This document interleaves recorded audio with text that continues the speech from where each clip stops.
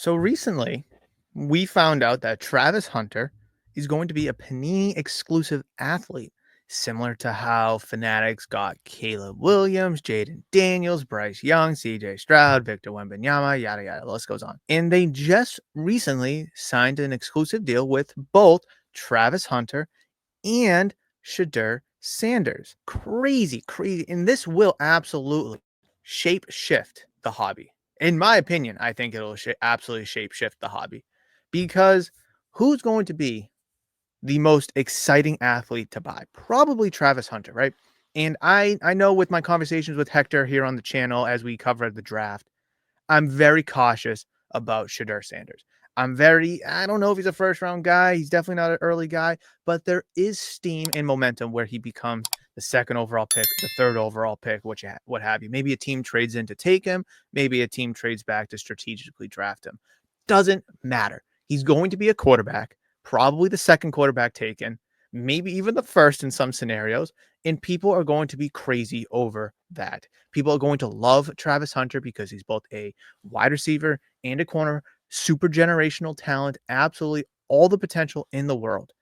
And Panini is going to have the rights to have their autographs in products. I don't know what products are going to be coming out. I guess they'll be coming out with 2025 stuff because the licensing that doesn't switch over till 2026. However, will this make both of theirs, Hunter and Sanders, their Bowman autos better? Because if we look at baseball, what do collectors like a lot? Rookie cards, obviously, but they're Bowman Chromes, they're Bowman First cards, whether it's autos, numbered, or just like their generic cards. They love those. So when you ask somebody, oh, what's that player's rookie card? Some people might say their Topps rookie card, or some people might say their Bowman Chrome First, whatever. And in this situation, they have Bowman Firsts. They have color, they have inserts, they have autos. But now their rookie cards are going to be with Panini, and their autos will be with Panini moving forward. So I think there's going to be a strong divide because we've seen a lot of Bowman athletes, whether it was the quarterbacks from before, CJ Stroud, Bryce Young, Caleb Williams, Drake May, Jaden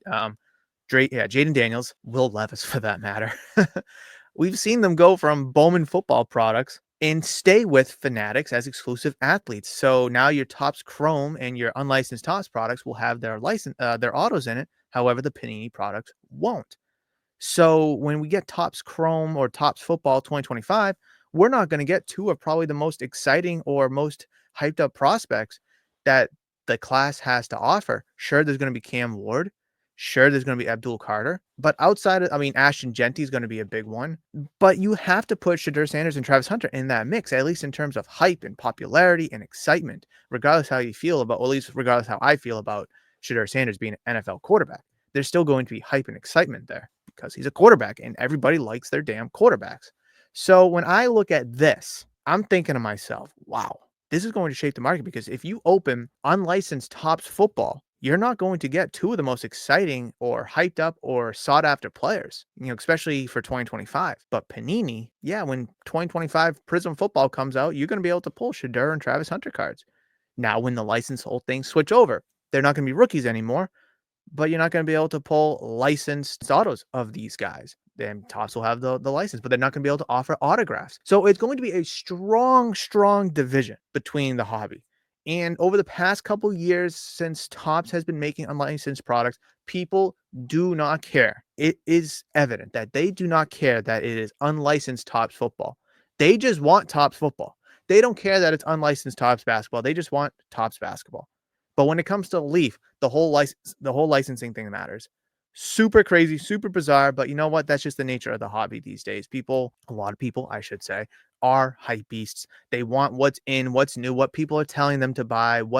It just blows my mind. I beat this horse to death about the whole don't care about the licensing thing. And it is clear that people don't care about the licensing thing when they're buying Drake May autos, Bryce Young, CJ Stroud autos, Victor Wembanyama autos that are from Topps unlicensed products. But if those same guys were in Leaf, they're staying a mile away from it. So again, just collect who you guys like. I'm not going to keep ranting on this, but it is going to be interesting to see moving forward the direction that the hobby will go in because the two guys who, at least on April 10th, are two of the top five most exciting or top 5 most hyped up prospects in this draft class. They're not even going to have they will have rookie licensed autos, and then it's going to switch to tops, and then their cards aren't going to be licensed. So I'm curious to see what Panini will be making. I guess they'll be making unlicensed Prism and unlicensed Mosaic and Optic cards.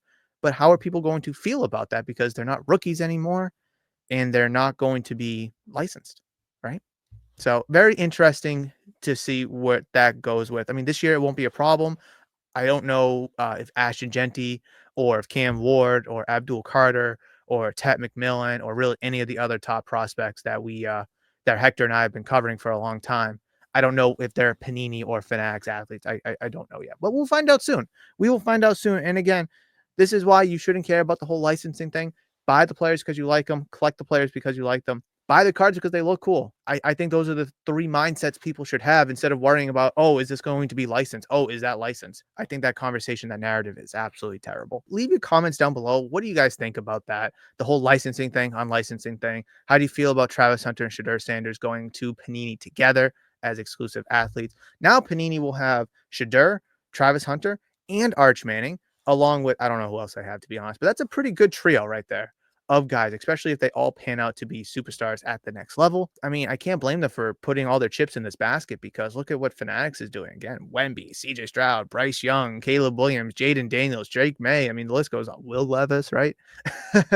uh, Brady, LeBron, just, to kind of venture into some older athletes. So it will be interesting to see the direction of the hobby going, especially within the next 16, 18 months or so as we get rookie based products for these guys. And then we start phasing out of that and we go into 2026 when the whole licensing thing changes over. But let me know down in the comment section how you feel about this. If you care at all, let me know about the whole licensing thing. If you care at all, if not, why don't you buy unlicensed product? Why do you? I definitely would love to hear about it in the comment section below.